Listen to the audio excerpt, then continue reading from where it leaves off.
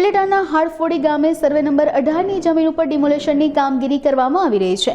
નગરપાલિકાની માલિકીની ગૌચરની 90 કરોડની કિંમતની 1200 વીઘા જમીન ઉપર દબાણ કરવામાં આવ્યું હતું, ત્યારે વહેલી સવારે પ્રાંત અધિકારી નાગાજણ તલખાણા, મામલતદાર નિખિલ મહેતા, ચીફ ઓફિસર નીલમ ઘેટિયા, પીઆઈ BR પાટીલ સહિતના અધિકારીઓનો કાફલો ઘટના સ્થળે પહોંચ્યો હતો, તેમજ ડિમોલેશનની કાર્યવાહી હાથ ધરવામાં આવી હતી।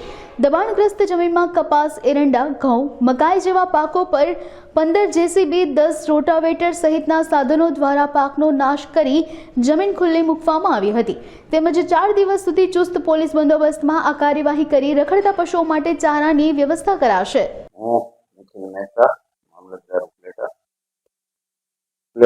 તાલુકાના હાડફોડી ગામે રેવન્યુ સર્વે નંબર 18 200 એકરથી વધુ જમીન ઉપલેટા નગરપાલિકાને કરવામાં આવી હતી।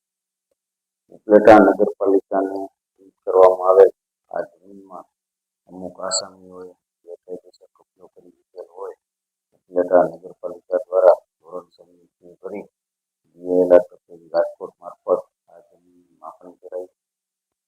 આ માપણી દરમિયાન જેમનો અનધિકૃત કબજો જણાય એ લોકોને ઉપલેટા નગરપાલિકા દ્વારા ધોરણસરની નોટિસ પાઠવી એમને રજૂઆત કરવાની, પુરાવા રજૂ કરવાની તક આપી અને આ આધાર પુરાવા કે માલિકીના આધારો રજૂ કરવામાં એ લોકો નિષ્ફળ ગયા।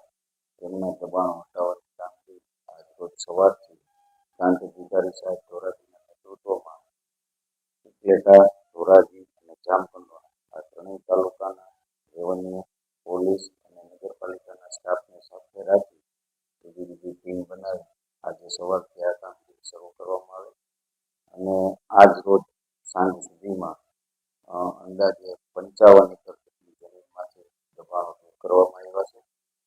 આવતીકાલે પણ આ કામગીરી શરૂ રહેશે।